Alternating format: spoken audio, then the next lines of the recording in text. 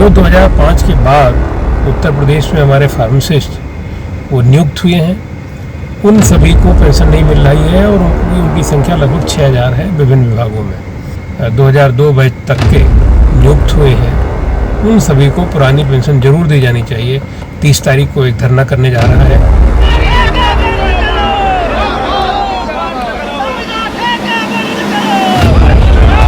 उत्तर प्रदेश में पुरानी पेंशन बहाली की मांग को लेकर हजारों कर्मचारी आंदोलन कर रहे हैं। प्रदेश के सभी कर्मचारी संगठनों का कहना है कि जब तक पुरानी पेंशन को बहाल नहीं कर दिया जाता, उनका आंदोलन रुकने वाला नहीं है। इसके अलावा केंद्र और कई अन्य राज्यों के कर्मचारियों ने भी पुरानी पेंशन बहाली के इस महाआंदोलन को अपना समर्थन दिया है।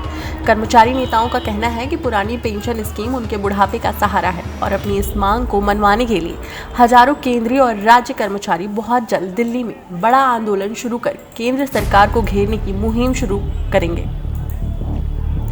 इसी क्रम में नई पेंशन योजना के खिलाफ और अपनी 3 सूत्रीय मांगों के साथ यूपी के 6000 से अधिक फार्मासिस्ट भी आंदोलन करने की तैयारी में हैं। फार्मासिस्टों का कहना है कि उनकी मांगों में पुरानी पेंशन बहाली, राष्ट्रीय वेतन आयोग और ठेकेदारी प्रथा को बंद करना शामिल है और इसके लिए 30 जुलाई को IPSEF द्वारा दिल्ली में आयोजित धरने में अलग अलग संस्थानों के फार्मासिस्ट बड़ी संख्या में शामिल होंगे।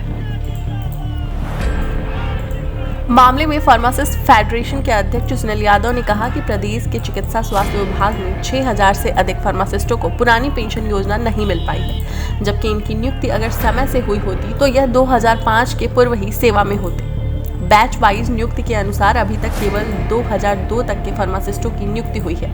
उच्च न्यायालय द्वारा भी अपने आदेश में कहा गया है कि नौ नियुक्त फार्मासिस्टों के पूर्व की भांति सभी लाभ दिए जाएं। इसलिए पुरानी पेंशन की मांग को लेकर फार्मासिस्ट एकजुट हैं। उन्होंने बताया कि प्रदेश में कई हजार फार्मासिस्ट राष्ट्रीय स्वास्थ्य योजना और अन्य योजनाओं में संविदा पर कार्य कर रहे हैं, जिन्हें उचित वेतन नहीं मिल पा रहा है।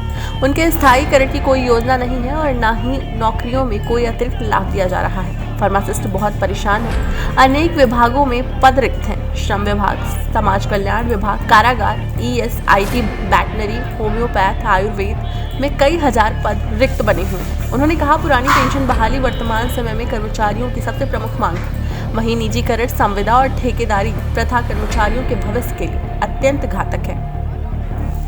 देश के युवाओं को ठेकेदारी प्रथा में धकेला जा रहा है, जिससे देश का युवा वर्ग अत्यंत निराश है। इसके साथ ही सुनील यादव ने क्या कहा, आइए आपको सुनाते हैं। इस समय देश में कर्मचारियों की जो सबसे बड़ी समस्या है वो है नई पेंशन योजना। जो 2005 के बाद उत्तर प्रदेश में हमारे फार्मासिस्ट वो नियुक्त हुए हैं, उन सभी को पेंशन नहीं मिल रही है और उनकी संख्या लगभग 6000 है विभिन्न विभागों में। और जो चिकित्सा स्वास्थ्य हमारे फार्मासिस्ट हैं, वो माननीय उच्चतम न्यायालय और उच्च न्यायालय के आदेशों से आच्छादित हैं और वो उससे उनकी पोस्टिंग हुई है और वो 2002 बैच तक के लोग हैं। यानी कि जब कि आपकी पुरानी पेंशन योजना लागू थी, उस समय के लोग हैं जिनकी नियुक्ति बाद में हुई, वो तमाम सारे कारणों के कारण वहाँ उलझा करके। तो जब माननीय उच्च न्यायालय ने जो आदेश किया, उसमें कहा था कि इनको सारी सुविधाएं पूर्ववत दी जाएंगी जैसा कि पूर्व के लोगों को मिलती रही हैं। तो इसलिए हम लोगों का कहना यह है और संगठन का कहना है कि जो फार्मासिस्ट हमारे 2002 बैच तक के नियुक्त हुए हैं, उन सभी को पुरानी पेंशन जरूर दी जानी चाहिए। हालांकि हम सामूहिक तौर पे सभी के लिए, सभी कर्मचारियों को पुरानी पेंशन दिए जाने के लिए लगातार संघर्ष कर रहे हैं, जिसमें हमारे फार्मासिस्ट भी शामिल हैं। और अभी Indian public service employees federation ये दिल्ली में जंतर मंतर पे 30 तारीख को एक धरना करने जा रहा है। उसमें प्रदेश के सभी फार्मासिस्ट कोशिश करेंगे, जो पश्चिम के हैं वो ज़्यादा संख्या में, और अन्य जो पूर्वांचल के हैं वो उनके प्रतिनिधि भागीदारी करेंगे। सभी विधाओं के होंगे, सभी संस्थानों के होंगे, प्रतिनिधि के रूप में वहाँ पर पहुँचेंगे और सरकार से हम अनुरोध करेंगे कि पुरानी पेंशन योजना को लागू की जाए।